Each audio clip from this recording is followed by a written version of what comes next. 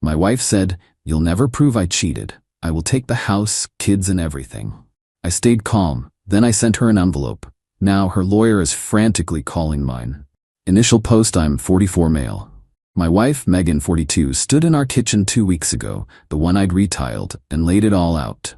No tears, no shame, just cold declaration. "I'm not happy, Jeremy. Haven't been for years." Fair enough, though a heads up before nuking our 15-year marriage would have been nice. Then the kicker. And yes, there's someone else. Been going on for a while. I just nodded.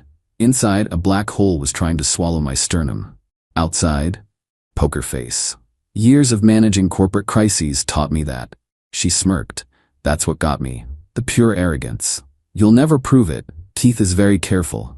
And even if you did, good luck. I'm taking the house. The kids will stay with me, obviously, and you'll be paying. All of it. You'll have nothing." She puffed her chest out like she'd rehearsed it, daring me. "You think I haven't spoken to a lawyer? I know my rights," she added, voice dripping contempt. "You're too soft, Jeremy. Always have been." I just looked at her, really looked at her. The woman I'd loved, mother of Alice, 12, and Harold, 8. And I felt remarkably little. Disappointment and a sudden, icy clarity. "Okay, Megan," I said. Just that. "Okay." Her smirk faltered. She expected yelling, tears, begging. She got none. The past 2 weeks, an adjustment. She's still in the house, guest room, by her choice, swanning about like she's already won, telling the kids mommy and daddy are just figuring things out, but you'll be with me mostly. Little digs. She served me divorce papers yesterday. Her lawyer, Miss Judith, a real shark, sent a ludicrous list of demands. Full custody, the house, the car I paid for, suffocating alimony. Almost comical. Megan thinks she holds all the cards, thinks I'm the same guy she's walked over for years. She's wrong. This morning, I sent an envelope via courier, addressed to Megan, marked personal and confidential to be opened by addressee only, delivered about an hour ago. My phone hasn't rung, but I bet her lawyers will be, soon. My kids are my world. She mistook my patience for weakness, my love for them for an exploitable flaw. We'll see who's left with nothing. Update 1. Well, it's been a week, and what a week. The envelope. It landed. For 6 hours after delivery, nothing. Crickets. Megan was out when it arrived, came home, saw it on the kitchen island, watched her pick it up from the living room. Same smug look. She probably thought it was me, caving. How wrong she was. She took it to the guest room. An hour later, a weird noise. Not a scream, a choked gasp. Then silence. Deep, unsettling silence. Later that evening, she came out. Pale, eyes wide, no smugness, no words to me. Beeline for the wine, then retreated to her room. Good. Next morning, my lawyer, Mr. Carl, salt of the earth, bulldog when needed, got the first call. Not from Megan, from Miss Judith. Mr. Carl said Judith sounded flustered, a stark contrast to her earlier aggressive tone. Miss Judith suggested there might have been a misunderstanding about initial requests, Mr. Carl recounted, a slight smile in his voice. She proposed a meeting for a more collaborative approach, I'll bet. Megan, meanwhile, a wreck. Not remorseful, cornered animal, entitlement still there, laced with panic. She tried to talk to me 2 days ago, cornered me in the kitchen. "Jeremy, what was in that envelope?" she whispered, eyes darting. "You tell me, Megan, you opened it. This is insane. You can't use that. It's an invasion of my privacy." Voice rising, that familiar accusatory tone. "Was it an invasion of my privacy, Megan, when you were with Keith in our marital bed? Or when you used money meant for this family, actual marital funds, on that yoga retreat that was actually a week in a boutique hotel with him?" "Oh, the PI I hired was thorough, worth every penny." Her face went white. "You spied on me?" "I gathered facts, Megan. Facts you were so confident I'd never find." "You'll still lose," she hissed. "Miss Judith says this changes nothing about custody or the house." Bless her heart. Dirty tricks started as expected. Told Alice I was trying to kick mommy out and leave her with no money. Alice came to me crying.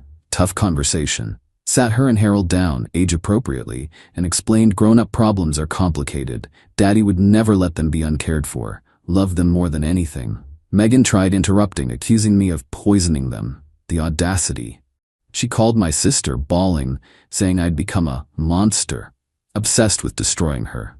My sister knows Megan's drama, called me. Gave her the short, unvarnished version. Team Jeremy. Yesterday, Megan disabled the Wi-Fi, changed the password, hid the router's power cord. If I was difficult, she would be too. Petty, childish. Used my phone hotspot, ordered a new cord. It arrived today.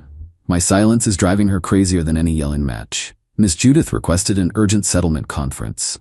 Mr. Carl agreed, reiterated our position: 50-50 custody, house sold, proceeds split after accounting for marital assets she redirected, and no spousal support given her actions and earning capacity. Good job, just like spending my money. Mr. Carl said. Judith scoffed at no spousal support. Old habits. Contents of the envelope: detailed PI report. Dates, times, locations. Intimate dinner receipts, hotel bookings. Discreet photos of her and Keith, a sleazy finance bro, looking far too comfortable. All paid from her personal credit card, but the PI confirmed the account was funded by her salary earned during our marriage, making the money used marital property she was squandering. Copies of emails to Keith from her work account. Pro tip: don't use company IT for affairs. In them, she detailed how she'd take Jeremy to the cleaners, how he was too stupid, and how she'd make sure kids understood he was the reason. Pièce de résistance. Short audio clip. A friend of mine, Andrea, who'd noticed Megan's increasingly dismissive attitude towards me for months, had lunch with her about a month ago. Megan, after 2 Chardonnays, got loose-lipped. Andrea, already concerned and sensing Megan was about to reveal something significant, discreetly hit record on her phone when Megan started talking about her exit strategy, how she'll cry on cue for the judge, paint Jeremy as emotionally distant, and how Keith thought her shark behavior was hot. Yeah, that envelope. Her lawyer's calls to mine are less frantic, more resigned. But Megan, cycling through denial, rage, pathetic manipulation. Not over, not by a long shot, but the smugness is gone. That, for now, is something. Update 2. It's been a few weeks. Things escalated, then de-escalated, almost whiplash-inducing. The settlement conference. Judith and Megan on one side, me and Mr. Carl on the other. Megan started with waterworks, sobs about her life being ruined, me being vindictive. Miss Judith, comforting hand on her arm, looked at me like I was dirt. Mr. Carl coolly slid a paper across the table. Bullet point summary of the envelope's evidence. Polite note: prepared to introduce this into discovery and, if necessary, at trial. A judge, particularly a child custody evaluator, would find it highly relevant. Theatrics stopped, dead. Megan stared, face crumbling. Judith read, expression tightening. This is an outrageous violation of privacy. Judith blustered, voice lacking steel. We'll file motions to suppress. Inadmissible. Mr. Carl smiled thinly. Feel free. The PI's evidence was lawfully obtained. As for the emails, they were on a company server.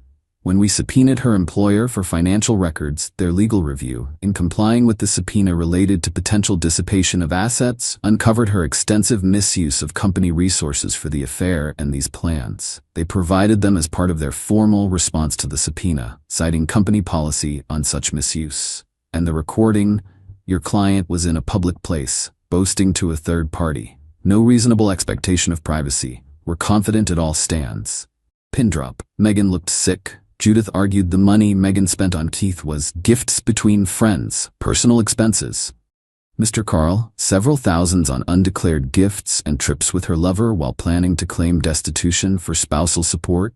Dissipation of marital assets is the term a judge would use. The entitlement, like a relentless hydra. Megan, after Judith said their demands were radioactive, tried a new angle with me later. Cornered me when kids were out. Jeremy, please. Voice trembling, good acting. Think of Alice and Harold. If this gets ugly, they'll be devastated. Can't we agree to my terms for their sake? You don't want them to suffer? Using my kids, human shields for her greed. Any lingering pity vanished. Only person making this ugly is you, Megan, I said quietly. My terms are fair. Protect the kids. Protect what's rightfully theirs and mine. Your terms were to destroy me. Negotiation based on your fantasies is over. She stamped her foot. You're cruel. You always were. I'll tell everyone what you're doing. I'll tell the kids you're a vindictive bully. Go ahead, I said, walking away. They're smart. They see more than you think. Next dirty trick. Trying to get me arrested. Called cops one evening, claiming I'd threatened her. She feared for her safety. 2 officers came. I calmly explained, showed the divorce filing, mentioned my lawyer. Megan's Oscar-worthy performance failed. The cops saw through it, warned her about false reports, and left. She hid in the guest room for a day. Then the smear campaign, texts to mutual friends, vague Facebook posts about surviving narcissistic abuse, breathtaking irony. Real friends saw through it. Some busybodies lapped it up. Stung, not gonna lie. Character assassinated by the person I built a life with. But then I'd look at Mr. Carl's file and the sting faded. Biggest consequence for her? Miss Judith pushing Megan hard to settle, on terms very close to my original proposal. The audio of her planning perjury and bad-mouthing me for custody was the nail in Judith's aggressive coffin. Lying to court is a big no-no. If that recording came out, Megan could face penalties. Judith's reputation? Mud. Latest offer from them. Megan agrees, house sold. 50-50 split of actual marital assets, minus the 15 calories she blew on Keith. Meticulously calculated. Biting tooth and nail on spousal support, but Judith wavering, suggesting tiny rehabilitative alimony. We're holding firm. 0. She's employable, created this mess. Custody still main sticking point, terrified of not getting primary. Her documented intent to alienate and lie damaged her position. Mr. Carl confident. Fair 50-50 joint legal physical, maybe a parenting coordinator. She's no longer smug, bitter, resentful, still believes she's the victim. That I tricked her by not being a fool. Her lawyer's calls aren't frantic now, just trying to salvage things from her client's dumpster fire. Draining, won't lie, some days immense weight, but then Harold makes a goofy joke or Alice asks for homework help and I remember why. Not for revenge, for truth. Fairness, for my kids to see actions have consequences, their father won't be bullied. Final update, it's over. Divorce finalized last week, the last few months were a slog. Mediation, a joke. Megan, stony silence or tearful, aggressive accusations. Miss Judith looked like she was counting the minutes. In the end, we didn't even need a full trial on most issues. The strength of the evidence in the envelope, particularly the audio and emails, dramatically accelerated the process, forcing Judith's hand far sooner than anyone anticipated. Final breakdown. The house sold. After mortgage, deducting Megan's $15 Keith fund, Mr. Carl got that. Equity split 50-50. I used my share for a down payment on a townhouse. Megan, after fees and finding an apartment, not the palace she envisioned, isn't living the high life she planned with Keith. Oh, Keith? Bailed when her financial future looked less rosy. Shocker. Custody. Toughest fight. She screamed when 50-50 joint legal physical custody was cemented. No primary. Evidence of planned alienation and intent to lie was too strong. Clear schedule, court-ordered app for communications. Judge gave her a stern warning about parental conduct. Kids adjusting, not easy but resilient. See both of us regularly.